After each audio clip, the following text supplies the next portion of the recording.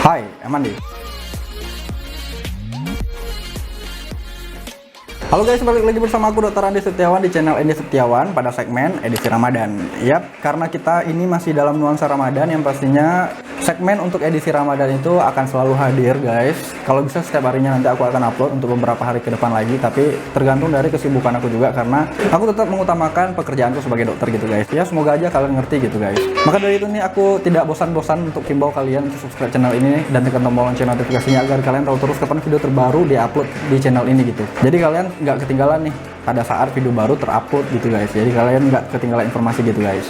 And anyway guys, untuk pembahasan pada video kali ini itu merupakan pembahasan yang cukup menarik menurutku gitu ya, karena memang apa yang akan aku sampaikan di video ini itu sebenarnya cukup relate sama aku juga gitu ya. Beberapa video sebelumnya juga cukup relate sama aku gitu, dan untuk video kali ini juga benar-benar relate sama aku juga gitu guys. Dan untuk pembahasannya itu adalah makan malam setelah berbuka gitu, atau makan di antara berbuka dan juga sahur gitu guys. Jadi ada di tengah-tengah nih, ya bisa dibilang makan malam gitu ya. Dan aku yakin juga banyak di antara kalian itu melakukan hal yang sama. Pasti kalian itu makan lagi pada saat kalian sebenarnya udah makan pada saat berbuka gitu kan.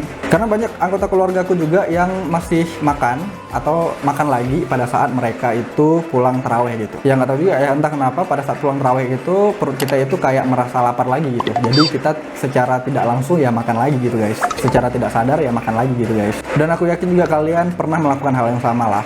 Mungkin sering gitu. Dan untuk tujuan video ini aku ingin sampaikan kapan sih waktu yang bagus untuk kita makan malam gitu.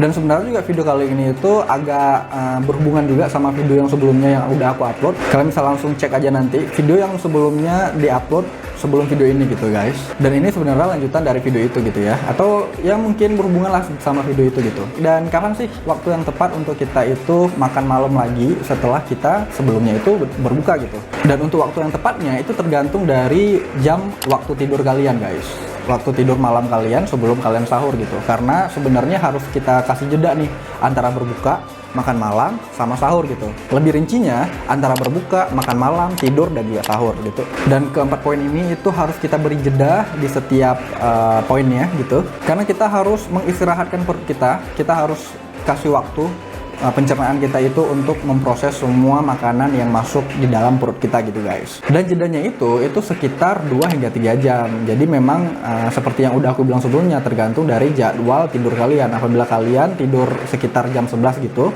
kalian ya selambat-lambatnya kalian makan itu sekitar pukul 9-an lah. Jadi jam 9 malam kalian bisa makan malam lagi sebelum 2 jam kemudian itu kalian tidur gitu. Ya kalau bisa itu kalian tidurnya itu sekitar jam-jam 12 gitulah apabila kalian makannya itu jam 9-an. Ya karena biasanya jam 9 itu udah pulang tarawih lah ya kebanyakan dari kita gitu. Walaupun sebenarnya ada beberapa waktu dari Indonesia itu jam 9 itu belum pulang tarawih gitu guys. Ada yang pulang tarawih itu sekitar hampir jam 10 gitu ya. Karena memang ada waktu Indonesia itu yang berbukanya itu hampir jam 7 gitu.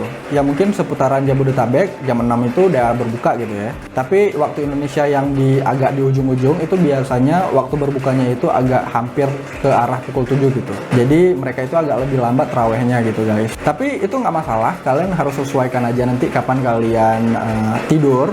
Kalau misalkan memang kalian tidurnya itu jam 12, sebaiknya kalian makan malam lagi sekitar pukul 9-an atau jam 10 gitu. Intinya kalian tetap harus kasih jeda antara kalian makan malam sama tidur gitu guys. Jadi sebenarnya nggak masalah kalau kalian makan malam lagi gitu guys setelah kalian berbuka ya. Karena memang aku personally biasanya pada saat berbuka puasa ya, aku nggak langsung makan makanan yang berat gitu. Kalaupun makan makanan yang berat, aku tuh biasanya makan ya seadanya aja lah, sekenyangnya aja. Karena biasanya kalau kekenyangan, ntar pada saat tarawih itu kita kayak bawaannya ngantuk-ngantuk gitu guys. Kayak bawaannya malas gitu. Maka dari itu aku biasanya nggak langsung hajar perutku itu dengan makan yang benar-benar kenyang kayak gitu. Karena itu juga nggak akan enak pada saat kita melakukan ibadah taraweh gitu guys. Maka dari itu aku biasanya pada saat pulang taraweh itu selalu makan lagi gitu untuk ya finalnya gitu ya, balas dendam dari yang sebelumnya gitu ya. Dan sebenarnya hal itu nggak masalah sih apabila kalian bisa ngatur porsinya dan juga kalian bisa ngatur waktu makan malam yang tepat sebelum kalian tidur gitu guys. Jadi nggak ada masalah ya. Dan alasan kenapa kita harus memberi jeda antara waktu makan malam dan juga waktu kita tidur nanti Itu dikarenakan dari waktu kerja pencernaan kita guys. Karena apabila kita makan aja nih, makan malam dengan porsi 600 kilokalori yang sudah termasuk protein, karbohidrat, dan juga sayur-sayuran, itu membutuhkan waktu pencernaan itu setidaknya 2 hingga 3 jam guys. Ya sedikit gambaran ya, apabila kalian kurang paham 600 kalori itu semana sih, aku ada gambarannya. Kita bisa ambil gambarannya itu dari porsi nasi padang gitu ya. Nanti aku akan sertain gambarnya supaya kalian nggak bingung. Itu satu porsi nasi padang aja yang sudah termasuk 50 gram sayur, 50 gram daun singkong, nasi putih 200 gram, itu rendang daging satu potong yang beratnya itu 100 gram. Itu totalnya itu udah mencapai 658 kilokalori gitu. Ntar kalian sesuaikan aja menu makan malam kalian yang ada di rumah aja gitu ya guys. Dan ini sedikit gambaran aja semana sih 600 kilokalori itu gitu guys. Dan akan lebih baik lagi apabila kalian tidak makan makanan yang sulit dicerna oleh pencernaan kita ya, seperti nasi padang ini. Itu merupakan salah satu makanan yang sulit dicerna oleh pencernaan kita karena akan membutuhkan waktu yang lebih lama apabila dibandingkan dengan makanan-makanan yang lainnya gitu. Seperti misalnya buah-buahan ataupun susu gitu guys. Jadi sebenarnya memang apabila kalian merasa lapar lagi sebelum kalian tidur malam gitu ya, memang lebih disarankan itu makan makanan yang ya ringan-ringan lah, yang mudah dicerna oleh pencernaan kita seperti buah dan juga susu gitu guys. Tapi selaku kita orang Indonesia gitu ya, biasanya makan buah-buahan ataupun minum susu gitu, itu tidak akan mengenyangkan sama sekali gitu guys. Dan ini juga pengalaman pribadi gitu ya, aku nggak akan kenyang apabila hanya sebatas minum susu doang gitu guys. Dan aku yakin juga kebanyakan dari kalian itu merasakan hal itu guys. Kita senasib, oke? Dan itu tadi saran aku buat kalian ya. Sebenarnya nggak apa-apa kalian makan malam apabila kalian tahu waktunya, tahu porsinya itu semana gitu ya. Jadi nggak ada masalah sih sebenarnya gitu guys.